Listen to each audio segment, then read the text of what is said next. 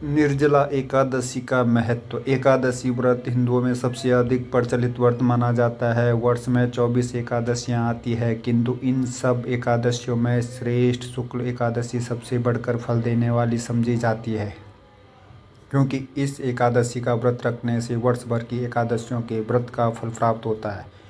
निर्जला एकादशी का व्रत अत्यंत संयम साध्य है। इस युग में यह व्रत संपूर्ण सुख भोग और अंत में मोक्ष कहा गया है। कृष्ण पक्ष और शुक्ल पक्ष दोनों पक्षों की एकादशी में अन्न खाना वर्जित है। निर्जला एकादशी व्रत का पौराणिक महत्व और व्याख्यान भी कम रोचक नहीं है।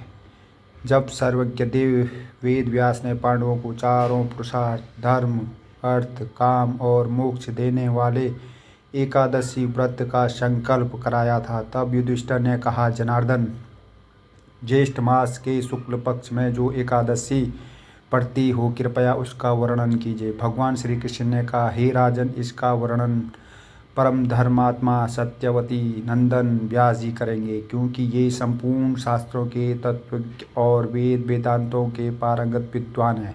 तब वेद व्यास जी कहने लगे, कृष्ण पक्ष और शुक्ल पक्ष दोनों पक्षों की एकादशी में अन्न खाना वर्जित है। द्वादशी के दिन स्नान करके पवित्र हो और फूलों से भगवान केशव की पूजा करे। फिर नित्य कर्म समाप्त होने के पश्चात पहले ब्राह्मणों को भोजन देकर अंत में स्वयं भोजन करे। यह सुनकर भीमसेन बोले, परम बुद्धिमान पितामह, मेरे उत्तम बात सुनिए। राजा युधिष्ठिर, माता कुंती, द्रौपदी, अर्जुन, नकुल और सहदेव ये एकादशी को कभी भोजन नहीं करते तथा मुझसे भी हमेशा यही कहते हैं कि भीमसेन एकादशी को तुम भी न खाया करो, परंतु मैं उन लोगों से यही कहता हूँ कि मुझसे भूख नहीं सही जाएगी। भीमसेन की बात सुनकर व्यास जी ने कहा, यदि तुम नरक को दूषित समझते हो और तुम्हें स्वर्गलोक की प्राप्ति अभिष्ट है और तो दोनों पक्षों की एकादशी के दिन भोजन नहीं करना चाहिए। भीमसेन बोले, महाबुद्धिमान पितामह, मैं आपके सामने सच कहता हूँ, मुझसे एक बार भोजन करके भी व्रत नहीं किया जा सकता है, तो फिर उपवास करके मैं कैसे रह सकता हूँ। मेरे उदर में विक्र नामक अग्नि सदा प्रज्वलित रहती है, अतः जब मैं बहुत अधिक खाता हूँ तब यह शांत होती है। इसलिए महामुनि, मैं पूरे वर्ष में केवल एक ही उपवास कर सकता हूँ, जिससे स्वर्ग की प्राप्ति सुलभ हो तथा जिसके करने से कल्याण या भाग्य हो सकूँ। ऐसा कोई एक व्रत निश्चित करके बताइए, मैं उसका यथोचित रूप से पालन करूँगा। व्यास जी ने कहा, भीम, ज्येष्ठ मास में सूर्य वृश्चिक राशि पर हो या मिथुन राशि पर शुक्ल पक्ष में जो एकादशी उसका यत्न पूर्वक निर्जला व्रत करो। केवल कुल्ला या आचमन करने के लिए मुख में जल डाल सकते हो, उसको छोड़कर किसी प्रकार का जल विद्वान पुरुष मुख में नहीं डाल ले, अन्यथा व्रत भंग हो जाता है। एकादशी को सूर्योदय से लेकर दूसरे दिन के सूर्योदय तक मनुष्य जल का त्याग करे तो यह व्रत पूर्ण होता है। तदंतर द्वादशी को प्राप्त काल में स्नान करके ब्राह्मणों को विधि पूर्वक जल और स्वर्ण का दान करे। इस प्रकार सब कार्य पूरा करके जितेंद्र पुरुष ब्राह्मणों के साथ भोजन करे। वर्ष भर में जितनी एकादशी होती है उन सबका फल निर्जला एकादशी के पालन मात्र से मनुष्य प्राप्त कर लेता है, इसमें तनिक भी कोई संदेह नहीं है।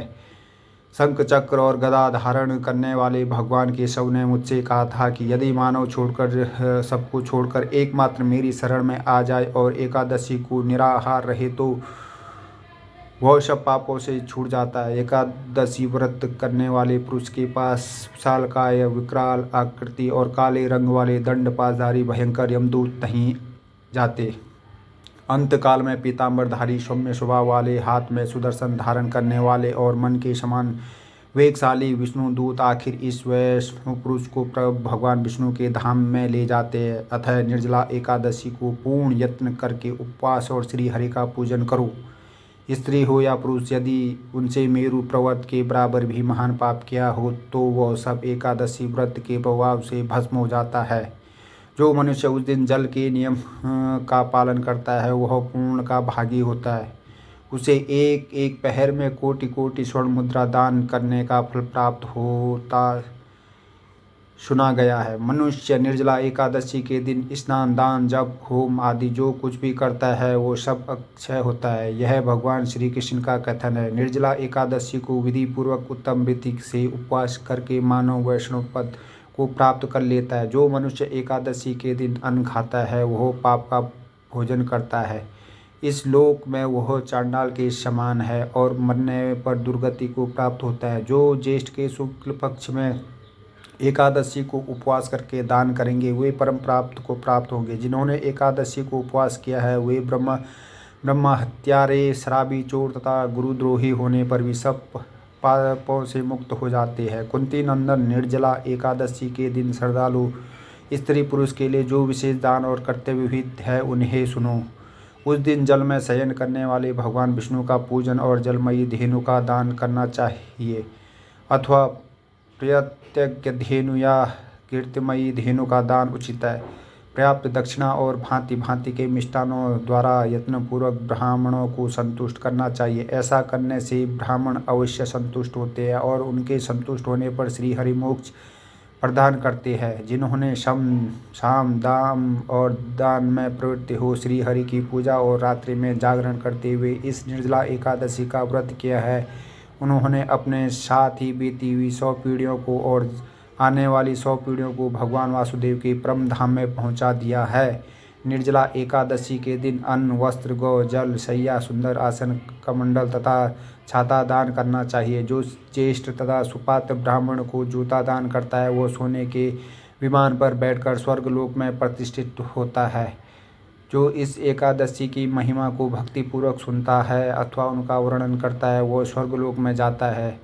चतुर्थी युक्त अमावस्या को सूर्य ग्रहण के समय श्राद्ध करके मनुष्य जिस फल को प्राप्त करता है वही फल उसके श्रवण से भी प्राप्त होता है। पहले दंत हवन करके यह नियम लेना चाहिए कि मैं भगवान केशव की प्रसन्नता के लिए एकादशी को निराहार रहकर आचमन के सिवाय दूसरी जल का भी त्याग करता हूँ। द्वादशी को देवेश्वर भगवान विष्णु का पूजन करना चाहिए। गंध, धूप, पुष्प और सुंदर वस्त्र से विधि पूर्वक पूजन करके जल के घड़े के दान का संकल्प करते हुए निम्नांकित मंत्र का उच्चारण करें।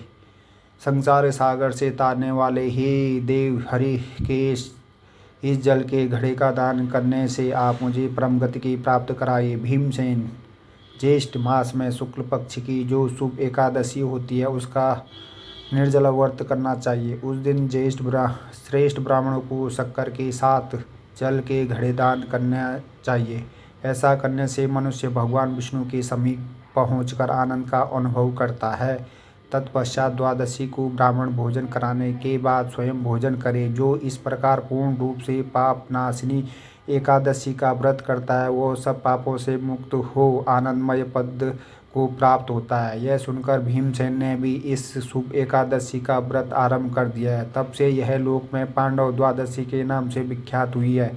ज्येष्ठ शुक्ल पक्ष एकादशी के ही दिन भगवान श्री हरि कृष्ण ने देवी रुक्मणी का हरण किया तथा अंत यह एकादशी रुक्मणी हरण एकादशी के नाम से भी जानी जाती है। अगर कहानी आप लोगों को अच्छी लगी तो लाइक, शेयर और चैनल को सब्सक्राइब करें और बेल आइकन ज़रूर प्रेस करें ताकि अगली हर कहानी आप लोगों तक आसानी से पहुंच सके। बहुत बहुत